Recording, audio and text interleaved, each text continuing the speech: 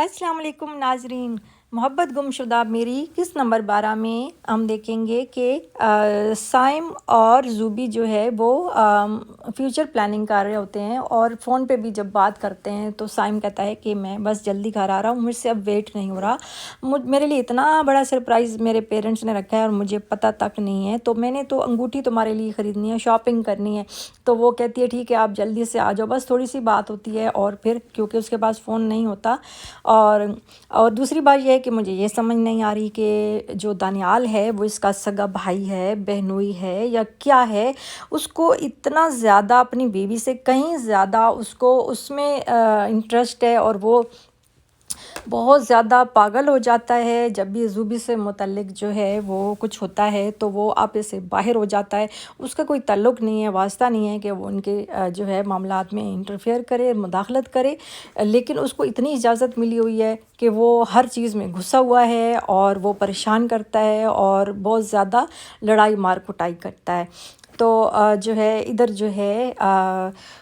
روشنا جو ہے وہ زوبی کی جو بہن ہے ماں کو بول رہی ہے کہ آپ یہ کام مت کریں،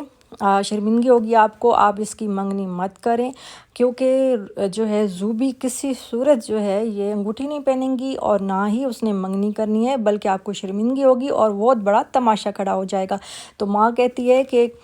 میں دیکھتی ہوں کہ کیسے وہ کرتی ہے، یہ کام تو میں کرا کے چھوڑوں گی۔ تو جو ہے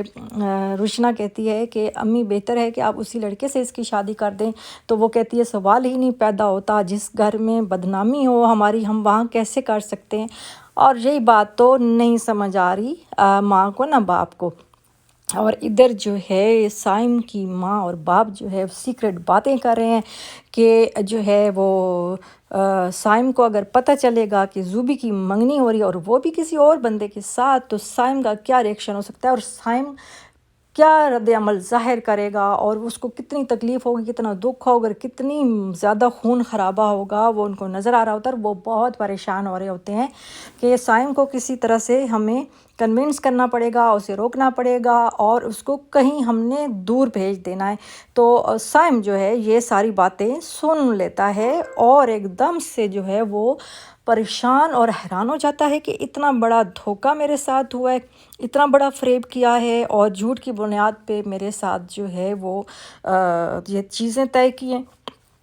اور بہانے سے مجھے جو ہے وہ ننیہال بھجوا دیا نانا ابو کی طبیعت کے لیے، اور یہاں پہ یہ کھیل کھیلا جا رہا ہے۔ میرے ماں باپ تو ہی میرے دشمن ہیں، انہوں نے میرا ذرا بھی نہیں سوچا کہ میں زوبی سے کتنی محبت کرتا ہوں، اور یہ چیز ان کو ذرا بھی نہیں نظر آ رہی، میرا معاملہ نہیں نظر آ رہا، اور زوبی پہ کتنے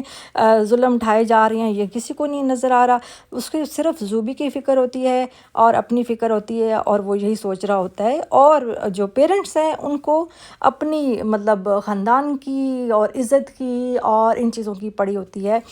تو بہرحال جب معاشرے میں ہم رہتے ہیں تو وہاں پہ تو یہ ساری چیزیں فیس کرنی پڑتی ہیں، برداشت کرنی پڑتی ہیں، اور کیونکہ پیرنٹس کو جس کی اولاد ہوتی ہے اس کو یہ برداشت کرنا ہوتا ہے، اس لیے اولاد نہیں سمجھ سکتی۔ تو بچے تو بس بچے ہوتے ہیں، وہ یہ کہتے ہیں کہ بس یہ کام ہو جائے اور ضد کرتے ہیں، تو جو ہے وہ بڑے جو ہوتے ہیں ان کو زیادہ پتہ ہوتا ہے ہم نے کیا کرنا ہے۔ بہرحال نیکسٹ 12 ایپیسوڈ میں یہ سب کچھ ہم دیکھیں گے، تب تک کے لیے اللہ حافظ۔